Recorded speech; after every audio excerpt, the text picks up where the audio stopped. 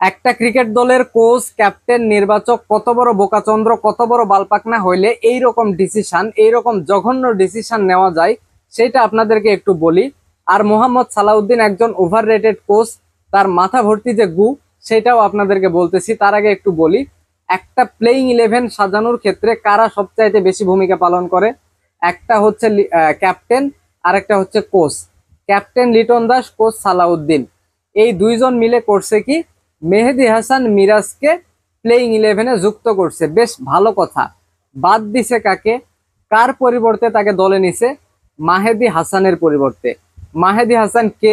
বর্তমানে তিনি বাংলাদেশের কোন রোলে আছেন? তিনি একজন vice captain. Captain Liton Das, Mahedi Hasan vice captain.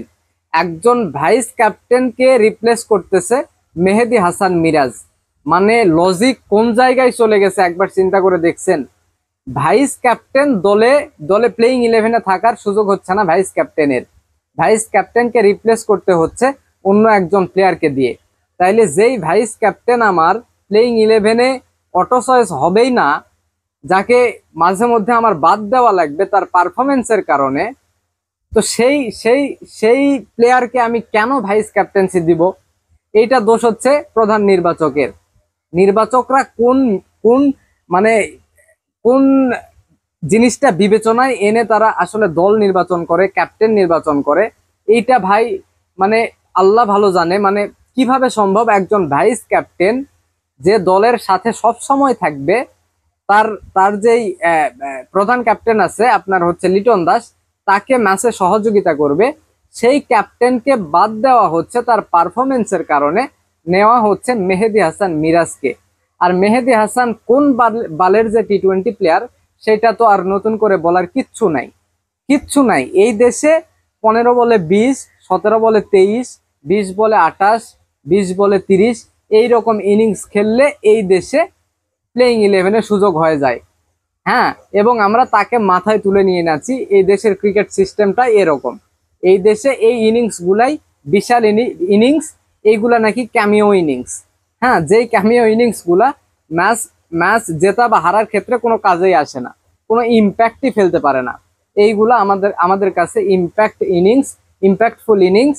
এবং এই সামান্য ইনিংস গুলা দেখে আমাদের দল আমরা নির্বাচন করি ভাই।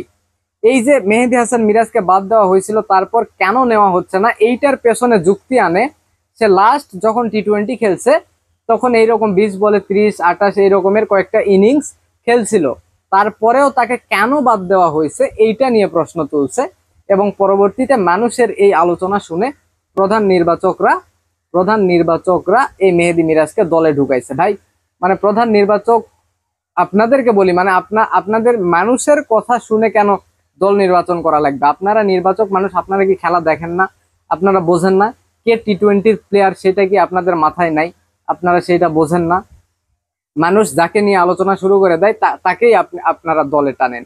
হ্যাঁ, অন্যান্য দেশে দেখেন, ভারতের একটা উদাহরণ দেই জাস্ট, আপনার এই যে ঈশান কিষান, মনে আছে নাকি? চট্টগ্রামে বাংলাদেশের বিপক্ষে 210 রান করছিল ওডিআইতে। পরবর্তীতে তার কি ওডিআই দলে সুযোগ হয়েছে? হয় নাই ভাই, সুযোগ হয় নাই। কারণ হচ্ছে বাংলাদেশ, ইন্ডিয়ার তুলনায় বাংলাদেশ অনেক নিম্নমানের একটা ক্রিকেট দল। সেই দলের বিপক্ষে যখন একটা প্লেয়ার সেঞ্চুরি করছে, ডাবল 100 করছে, সেই ডাবল 100কে তেমন মূল্যায়ন করাই হয়নি। হ্যাঁ, আর এইখানে আপনি যদি বাংলাদেশের ক্রিকেট সিস্টেম এমন, এই যে ধরেন আপনার পারভেজ হোসেন ইমন, সে আপনার হচ্ছে মানে এই যে আরব আমিরাতের সাথে একটা সেঞ্চুরি করছে, এই সেঞ্চুরির জোরে কতগুলা ম্যাচ যে আরো সুযোগ পাবে, খেলবে, এইটা আপনারা দেখেন, শুধুমাত্র দেখেন। হ্যাঁ, সেই আরব আমিরাতের বিপক্ষে একটা সেঞ্চুরি করার পর এখন পর্যন্ত তার তার ডাবল ফিগারের একটা স্কোর দেখতে পারলাম না। পরবর্তী 3 ম্যাচে ডাবল ফিগারের একটা স্কোর করতে পারেনি। এই হচ্ছে তাদের তাদের পারফরমেন্স। হ্যাঁ, আর এই ক্রিকেটার গুলাকে এত এত সুযোগ দেওয়া হচ্ছে। সৌম্য সরকার, যে আমার দলের সেরা ফিল্ডার, যে আমার দলের টি-20 স্পেশালিস্ট ব্যাটসম্যান, ধারাবাহিকতার অভাব শুধু, তাকে ইনজুরির দোহাই দিয়ে বাদ দিয়ে দেওয়া হচ্ছে। দলের সাথে রাখা হচ্ছে কাকে? নাজমুল হোসেন শান্তকে দলের সাথে রাখা হচ্ছে, যাকে মাঝে মধ্যে ফিল্ডিংও করানো হচ্ছে। সেই ফিল্ডিংও যদি ভালো মতো করতে পারতো, তাইলেও হয়তো দ্বিতীয় টি-20 ম্যাচে ক্যাচ মিস করতেছে। এই হচ্ছে আমাদের দলের অবস্থা, আমাদের ক্যাপ্টেনদের অবস্থা, আমাদের কোচদের অবস্থা, তাদের তাদের এই হচ্ছে তাদের ক্রিকেট প্ল্যান। মোহাম্মদ সালাউদ্দিন, যার মাথা ভর্তি গুজ, এটা বললাম। মাহেদী হাসানকে দেখছেন আরব আমিরাতের বিপক্ষে 5 নম্বরে নামাচ্ছে, 4 নম্বরে নামাচ্ছে। এই হচ্ছে তাদের ক্রিকেট প্ল্যান। তার তার ধারণা যে টি-20তে কোনো ব্যাটিং, নির্দিষ্ট ব্যাটিং পজিশন থাকবে না, যখন যাকে দরকার তাকে নামানো হবে, এইভাবে নাকি খুব উন্নতি হবে। অন্যান্য দেশের তো টি-20তে ভাই স্টেবল একটা ব্যাটিং পজিশন আছে, তারা কিভাবে উন্নতি করছে? তাদের তো ওই যখন যাকে লাগবে এইভাবে নামানো লাগে না, তারা কিভাবে উন্নতি করছে? এ হচ্ছে আমাদের কোচ। তার বিপিএল এর পারফরমেন্স দেখে তাকে আমরা একদম মাথায় তুলে নেছি। বিপিএল এ এমন একটা দলের যেই কোচের দায়িত্ব পালন করে, যে দল এত ভালো দল হয় অন্যান্য দলের তুলনায়, ওই দলটা এমনি চোখ বন্ধ করে আলাদা করে দেওয়া যাবে, এত ভালো টিম ওই কুমিল্লা ভিক্টোরিয়ান্স করে। সেই দলের কোচ হয়ে সেই দল জিতে, তার ক্রেডিট চলে যায় সালাউদ্দিনের কাছে, আর তাকে আমরা মাথায় তুলে নেছি, একদম বিশাল কোচ হয়ে গেছে। এই হচ্ছে অবস্থা ভাই। হ্যাঁ, মানে কি বলবো, বাংলাদেশের ক্রিকেটের একটা একটা ভালো দিক আপনি দেখাইতে পারবেন না। হ্যাঁ, না কোচ, না প্লেয়ার, না আপনার হচ্ছে কি বলে ওইটা, নির্বাচক। নির্বাচক তো আরো জঘন্য, নির্বাচক আরো জঘন্য। কোন প্লেয়ার টি-20 খেলবে, কোন কোন প্লেয়ারের ভিতর টি-20 খেলার ক্যাপাবিলিটি আছে, ওই জিনিসটা এরা, আমার মনে হয় না নির্বাচকরা আসলে খেলাটা দেখে।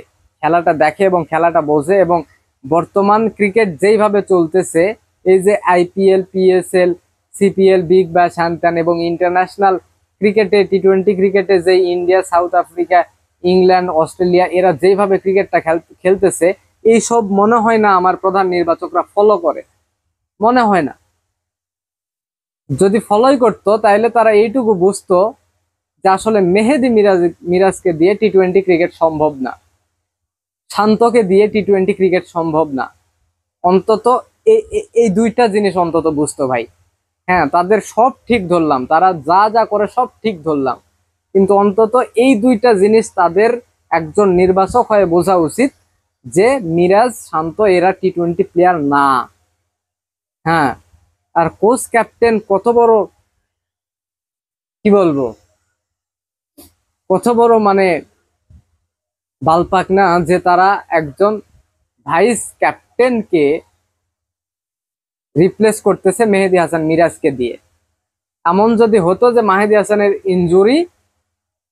হাসানের ইনজুরি তাকে দলে রাখতে পারতেছি না, মেহেদী মিরাজ ঢুকছে, এইটা হলে মানতাম।